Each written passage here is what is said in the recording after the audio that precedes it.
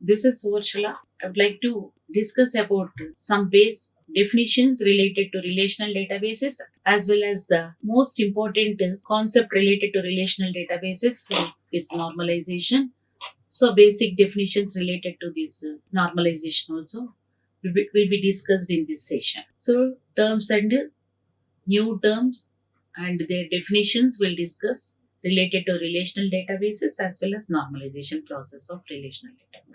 So relational data model, this is a relational model means here data can be viewed as a two-dimensional table. Relational model means data can be viewed as a two-dimensional model or two-dimensional table. This two-dimensional table is known as a relation. It can be a relation or it can be a table also. We will compare those terms. Both are one and the same. Relation term is used in theoretical concepts and in commercial software we will use the word table. Both are one and the same. What is a relation now? So what is relation? Relation is a two-dimensional structure consists of unique attributes and tuples. Unique attributes means columns. Tuples means rows. Okay. Attributes are unique. In certain cases, tuples also must be unique. Duplicates or tuples are not considered. And also in relational data model, a new value, null will be used. Null will be used means if we don't know about any data item value, we will represent it as a null. Instead of giving an empty there, it is null represents that it is unknown or not available. Don't think that null is a zero. It's not a zero or it's not a blank or it's not an empty string. It's just a meaning unknown or unavailable. The data model is, base data model is relational model on which the database was constructed. Then the database is known as relational database.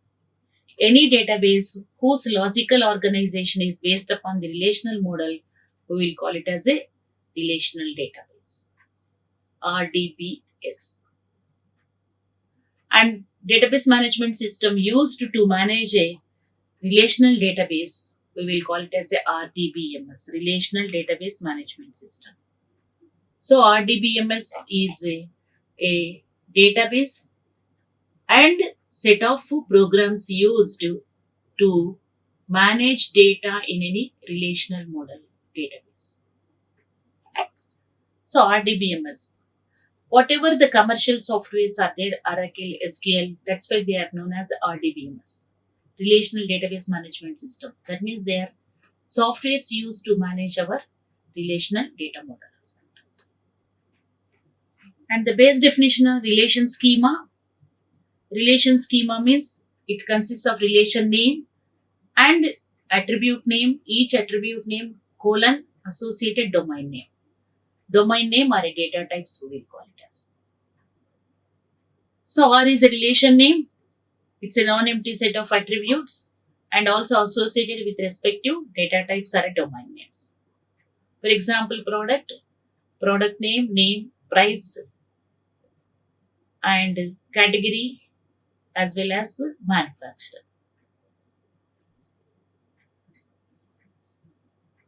These are all the domain names, name, dollar price, name, etc. And relation schema and instance. Instance means the data of a database at a particular time. Or we may say it is at a particular instance. The data in a database at a particular instance is known as the instance of the database. An instance means the data. Data means the tuples. Tuples available at a particular, because the tuples available at a particular time is going to be changed in the next moment itself, because multiple users are using, no? Some of them may be added data, some of them may be modified, etc. So that's why in such cases, we will consider the instance means the content or the data in a database at a particular time or a particular instance is known as instance of the database. So there is a difference between the schema and instance. Remember that. Schema is logical structure, overall logical structure of the table. Instance means it is a content of that particular structure. Schema is not going to be changed very frequently. It will change very rarely. But instance changes very frequently, constantly, because of these data manipulation commands, insertion, updated, deleted, etc. So these are the definition. Database schema means set of relation schemas. Each relation will have schema. If they have some associations, then database schema is a set of relation schemas. For example, in our student application systems or college administrative systems, we have a data relation schemas for course, student, faculty, lab, etc. Multiple all are connected. Then we will call it as it is a data college database. Database instance means set of relation instances. One for each relation in the schema. Here also same difference. Database schema changes very occasionally, but in database instance changes very frequently. So these are the things. Table name, same known as a relation name. Column names, attribute names. Rows means it will represent as a tuples. And next definitions are based upon the keys. Very important concept actually, keys. Key means general definition of a key is uniquely identifies. A key means an attribute or a set of attributes which uniquely identifies our data from our database is a key. Various keys are supported by our relational models. Candidate key is a set of one or more attributes that can uniquely identify a row in a given table. This is the definition. Uniquely identify a row. For example, in this example, if a customer, all these keys are going to be based upon the constraints provided by our clients. As their rules, business rules, these things are going to be provided. So candidate key, one customer can have only one account, then automatically account will be a key attribute. An account belongs to only one customer, then key will be. So in a table, more than one keys will be there, one candidate keys will be there. And super key means superset of any candidate key is known as super key. That is an attribute or a group of attributes that are sufficient to distinguish every tuple in our relation from every other tuple. We will call it as a super key. In other words, super key can be considered as a superset of candidate key. Or you can write candidate key is a subset of super key. Both are one and the same. So super key is any subset of candidate key is a super key. For example, customer ID, customer last name. Customer ID is any candidate key, associated with any other attribute uniquely identifies. So it is. So what is primary key? A candidate key that is chosen to perform the identification task is called as a primary key. That means we will generally define primary key means that candidate key is going to be chosen as a primary key by the database administrator. Or during the implementation of our database, the candidate key can be selected as a primary key. Which will be selected? Whichever the key is frequently used to access our database, that key is known as or considered as a primary key. So a primary key is a combination of more than one attribute is called as a composite primary key. So consider this example. Account number is a primary key of the table. because most of the queries are based upon the account number only. All of us know that account number is unique to us, so that's why we will consider. Take an example of student database. There, student information is going to be accessed by using your student hall ticket number. It is a unique. No students will have same hall ticket number. Based upon which only most of the queries happen. If any student would like to get what are the inbox means, we will ask what is your hall ticket number. So the most of the search process is going to be based upon a particular key value. That key will be considered as a primary key during the implementation of the database. So primary key is one of the candidate keys only, remember.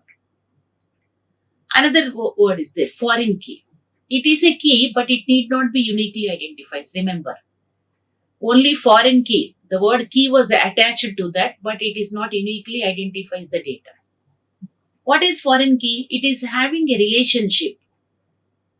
It is having some association with some other table. Or it refers, referential key also, foreign key. So a foreign key is a set of attributes whose values are required to match values of the candidate key in some other table. In other words, we can say that a key in a table is an attribute or a set of attributes. Single attribute or a set of attributes is considered as a foreign key in current table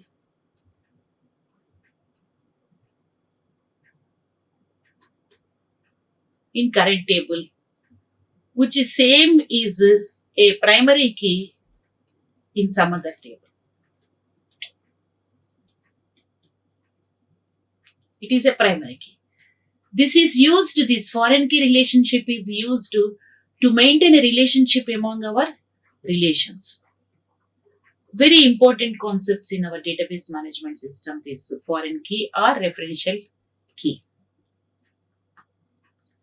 You observe customer ID. Customer ID is a candidate key for this table, and this foreign key prerequisite is a foreign key.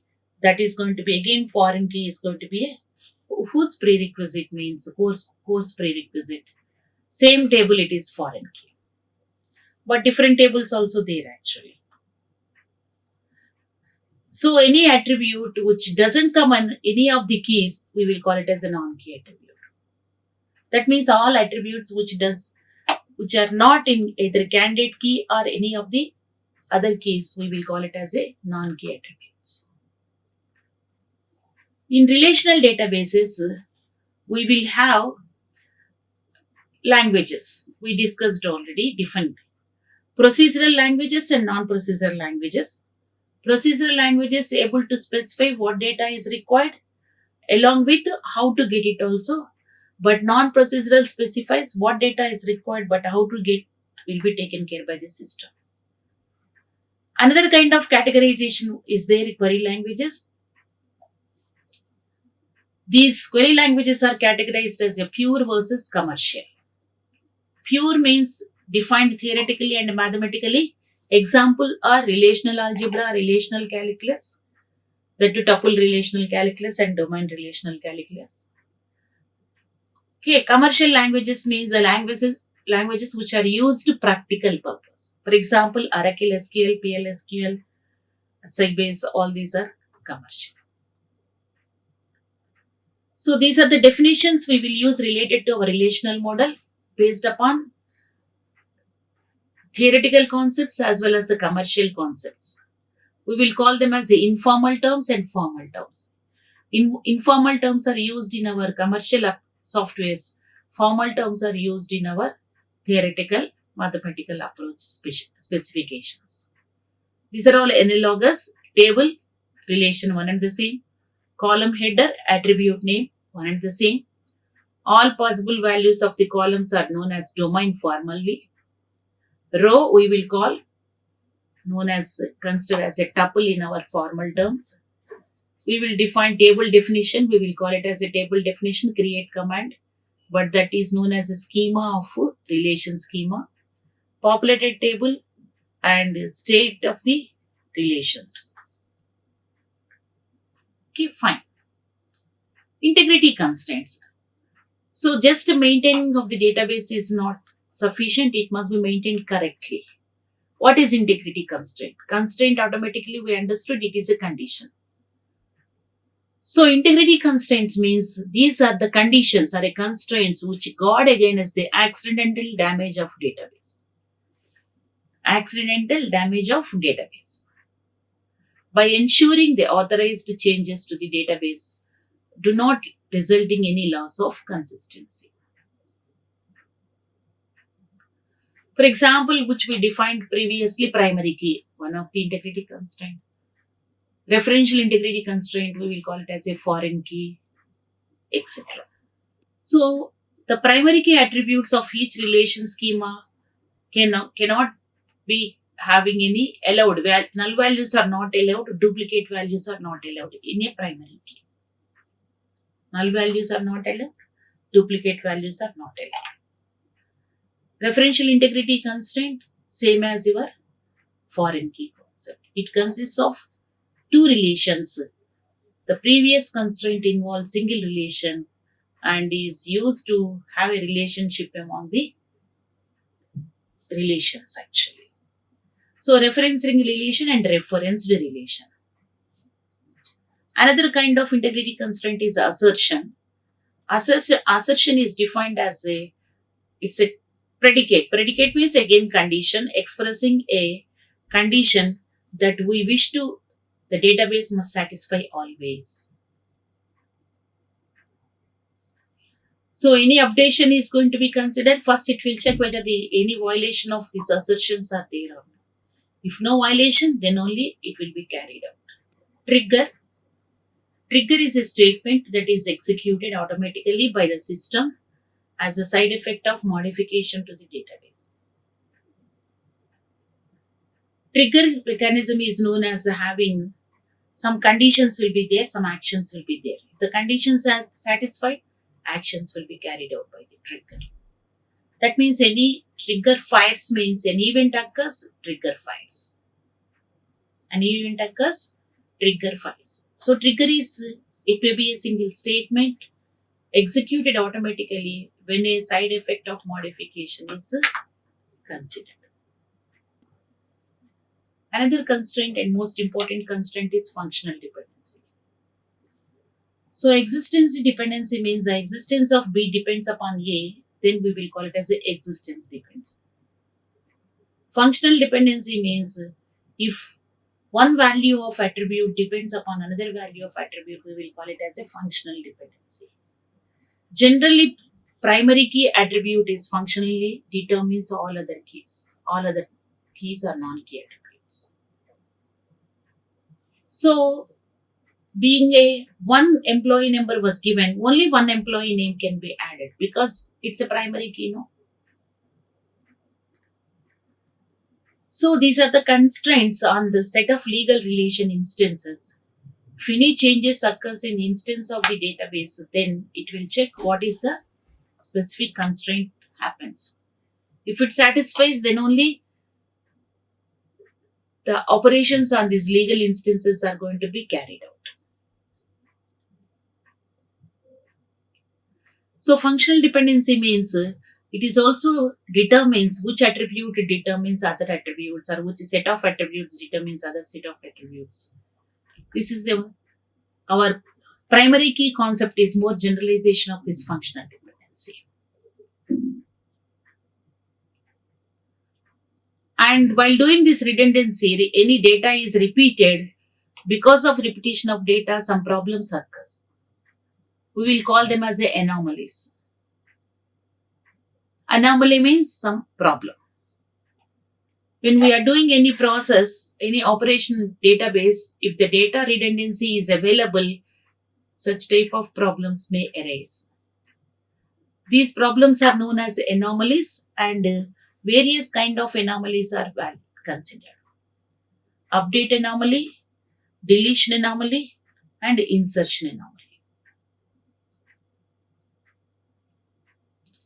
If any value changes, multiple changes.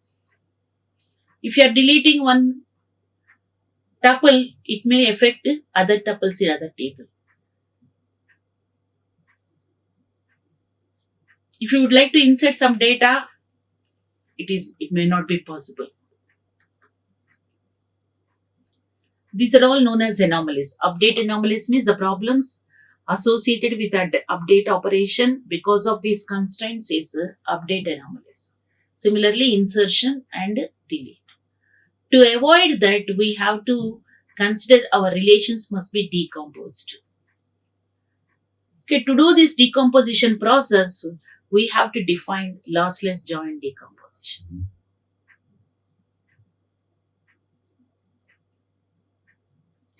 So, what is lossless joint decomposition? Decomposition of R into two or more subrelations. For example, I'll consider here two subrelations X and Y. This is known as lossless joint decomposition with reference to set of functional dependencies. If for every instances of R satisfies, the natural join of these two relations should give original relation. Then we will call it as a lossless joint decomposition. So we will define like this.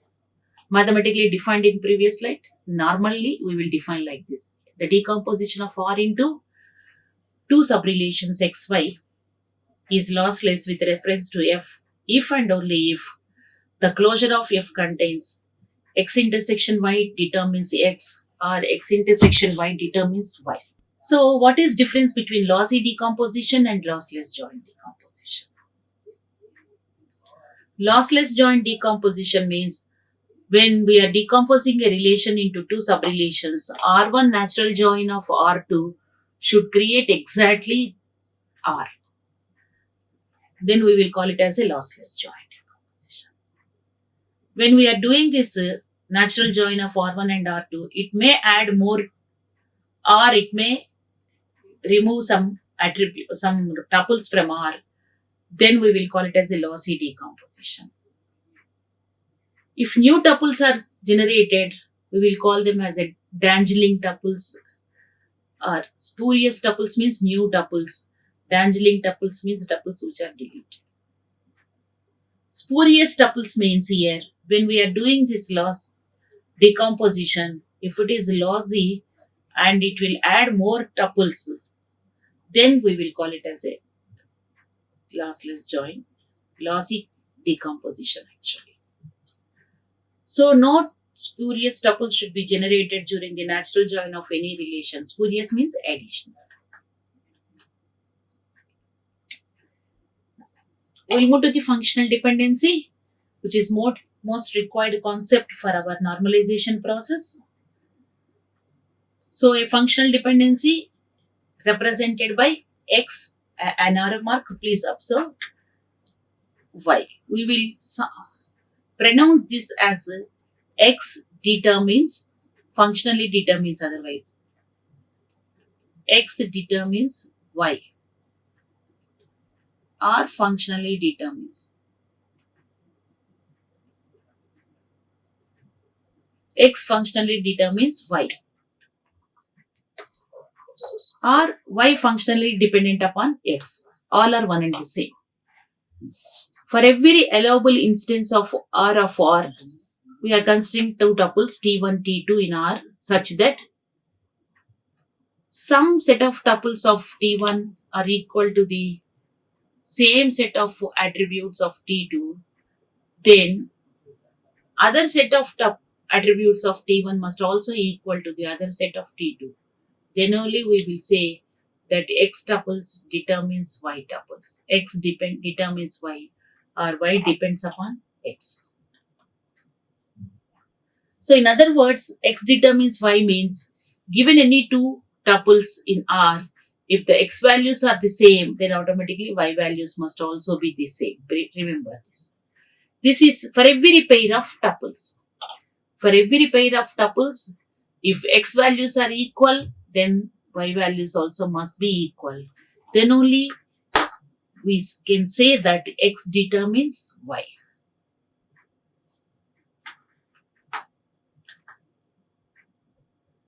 So X determines Y or Y depends on X.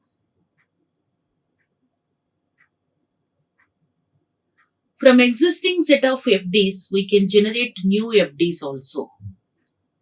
To generate new FDs, we will apply some rules. Those rules are known as Armstrong axioms. These are proposed by mathematician Armstrong. For example, consider A, B, C, Z are sets of attributes, and we will define some of the functional dependency. The first one, reflexive functional dependency or trivial FD. Reflexive functional FD or trivial FD. So what is meant by trivial FD? If A determines B is trivial, if B contained in A, that is B is a subset of A, then we can say this FD is a trivial. Primary key, for example, A determines A. It is a trivial because A is a subset of itself, no? So that's why A determines, any attribute determines itself is trivial.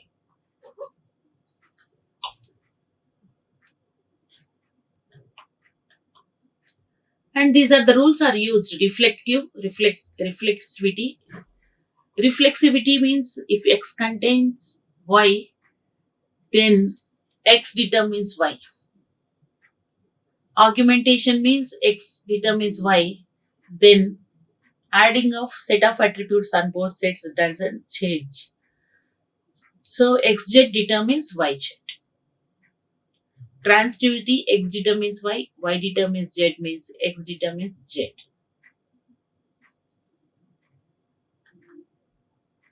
These rules are going to be used to generate new FDs from a given F. And these rules are sound and complete of inference rules. Sound and complete means here those are sufficient and those are necessary also.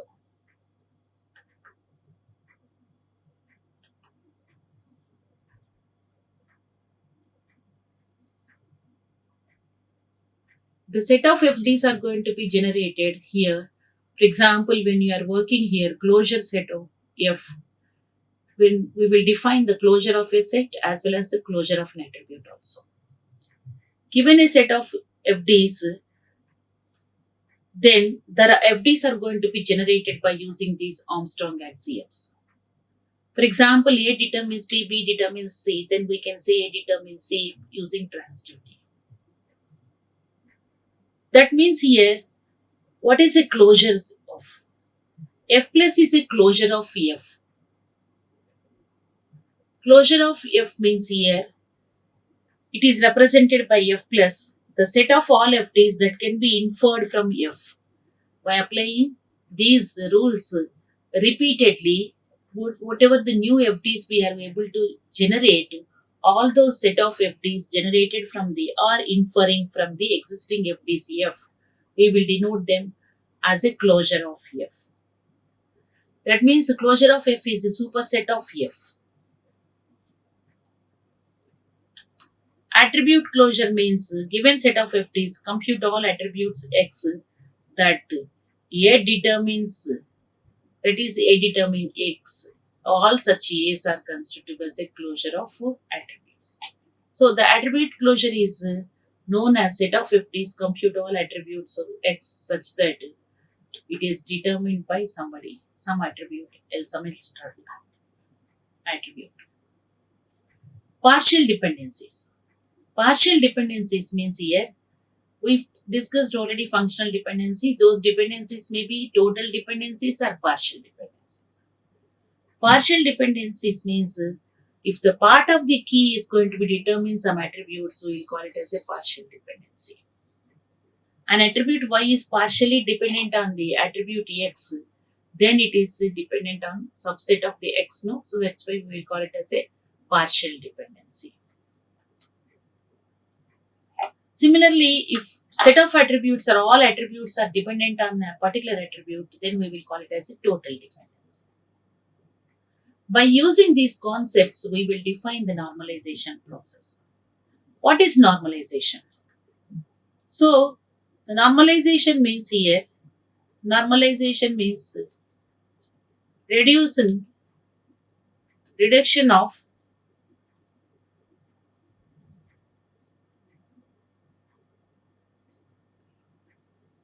Reduction of redundancy. Reduction of redundancy is defined as normalization. Remember, normalization means it reduces the redundancy. It doesn't completely eliminates the redundancy. Okay. So, based upon these things, we will do the normalization process. To do the normalization process, we have to define normal forms, available normal forms. First normal form. A relation schema is in first normal form if and only if all attributes of the relation are atomic in nature. What is meant by atomic? Atomic means it is the smallest, which is not divisible further. That means each attribute must be a single valued attribute. Single valued and simple. Single valued and simple attribute. Then we can say it is a first normal form. Of course, nowadays we don't have any composite array. Multi-valued attributes are not supported, not suggested. So that's why almost basically all attributes will be atomic. Second normal form means a relation is in second normal form if it is in first normal form, as well as every non-key attribute is fully functionally dependent on the entire primary key. So first we supposed to understand what is primary key of the table given relation, in other words, and we have to check all non-primary keys are going to be determined by the completely. There is no any dependency. Part of the key, some attributes are depends upon the part of the key. If it exists, it is a partial dependency. So what is second normal form? It must be in first normal form and there should not be any partial dependencies. Third normal form is it must be in 2NF and no transitive dependencies. Transitive dependencies means there should not be any FD between non-key attributes. If between any non-key attribute any dependency exists, then automatically transitive dependence, because all primary keys are dependent, determines all non-key attributes. And again, part of the non-key attributes determines other part of the non-key attribute, means it is a transitive. That means transitive functional dependency exists if there exists two FDs on relations such that X determines Y, Y determines Z, then there is a transitive dependency, X determines Z. If any such things are available, then it's not in 3NF. So, relation will be in 3NF if and only if it is in 2NF as well as no transitive dependencies exist. Now, we discussed or defined what is first NF, what is second NF, what is 3NF. Fine. If it is not in any particular normal form, what we are supposed to do? We have to make them to the, convert them into the respective normal form. For example, if the relation is no in 1NF but it is not 2NF, then first we will convert them into 2NF. How to convert? So, converting into a particular specific normal form means the relation is going to be decomposed. The relation will be decomposed. We already defined what is. How the relation is decomposed? By using lossless joint decomposition. So, when we are converting a relation into a particular normal form, decomposition may happen. So, the decomposition must satisfy two properties. That is, the decomposition must be lossless joint decomposition and it must be a dependency preservation. Between third and fourth normal form, one more development is there. Boy's code normal form supported by mathematicians, and the relation is in Boy's code normal to be in BCNF, we will call it as Boy's code normal form with respect to a set of functional dependencies. If wherever X determines A holds and A doesn't contain in X, then X is a super key. So, Boy's code normal form means it must be in third normal form as well as there should not be any super keys. So, if any B super key exists, it is not in BCN. And we have further also fourth normal form, fifth normal form also. Fourth normal form depends upon the multi-value dependencies. Fifth normal form depends upon the joint dependencies. So, what is multi-value dependencies? Functional dependency is only between two sets of attributes. Multi-value dependency is also two sets of attributes only, but by considering the four tuples, set of four tuples. So, X multi-value determines Y if these four constraints are satisfied. These three constraints are satisfied actually.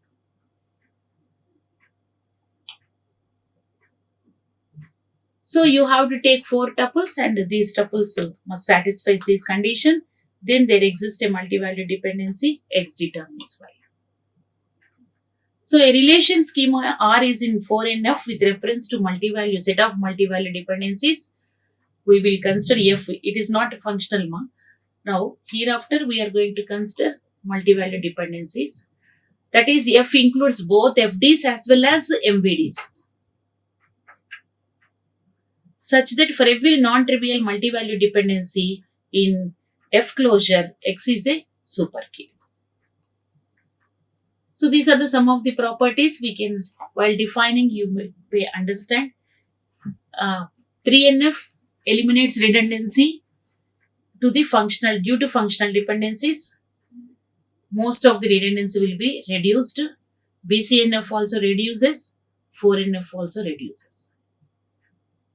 And eliminates redundancy due to multi-value dependencies only in 4NF and preserves functional dependencies in 3NF, as well as sometimes it may happen, sometimes it's not possible in case of BCNF, in case of 4NF also. Multi-value dependencies are going to be preserved in all these cases, may or may not be. Lossless joint property holds good in these four cases. So what we discussed till now, normalization is a process. What is normalization? Normalization is a process of reducing redundancy from our database management databases. Why reduction of redundancy is required? Because of redundancy, more problems occur. Anomalies, update anomalies, insertion anomalies, etc. To avoid those problems, we have to reduce the redundancy. The reduction of redundancy is possible if you are making your relation schemas satisfies a normal form. Commercially, third normal form is sufficient. In commercial applications, we will check minimum third normal form. That's all. Of course, theoretically, you may go in whatever may be the highest normal form. But commercially, it's enough because normalization means keeping on decomposing relation into sub-relations. So if more depth normalization is done, each relation will have one or two attributes.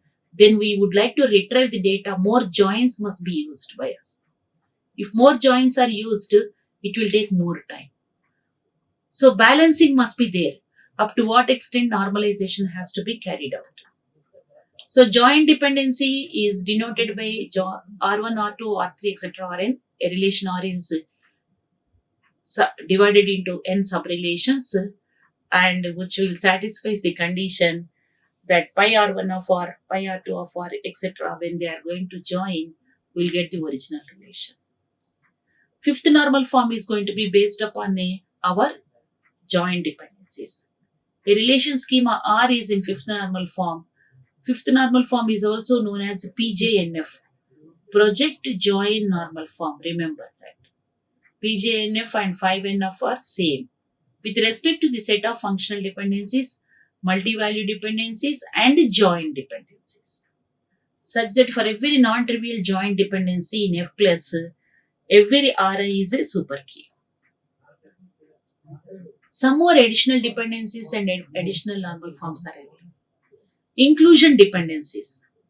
Inclusion dependency means R dot X is less than S dot Y between two sets of attributes, X of relation schema R and Y of relation schema S. Specifies the constraint that at any specific time when R is a relation state of R, S is a relation state of S, then pi X of R contains pi y of S of S. Template dependencies provide techniques for representing the constraints in relations that are typically have no easy and formal definitions. Another normal form is the domain key normal form. A relation schema is said to be DKNF, domain key normal form, if all constraints and dependencies should hold on a valid relation states can be enforced simply by enforcing the domain constraints. These are the various definitions we are going to use in our relational data model. And while doing this normalization process, while using these dependencies, we must be very much careful in real-time applications up to which extent normalization can be done and where it has to stop. To balance both, the query processing should take less time as well as redundancy must be reduced up to maximum extent. Okay, so keeping on decomposing till all subrelations are very, very small, then getting back the data needs more join operations, which will take more time actually. It must be avoidable by us. Then only this process is going to be done very effectively. So, normalization is a very crucial process in our database design, and in logical database design, we will see it such that each table will be normalized to minimum third normal form. Minimum third. Thanks for watching this video. Like, share and subscribe. Hit the bell icon for more updates.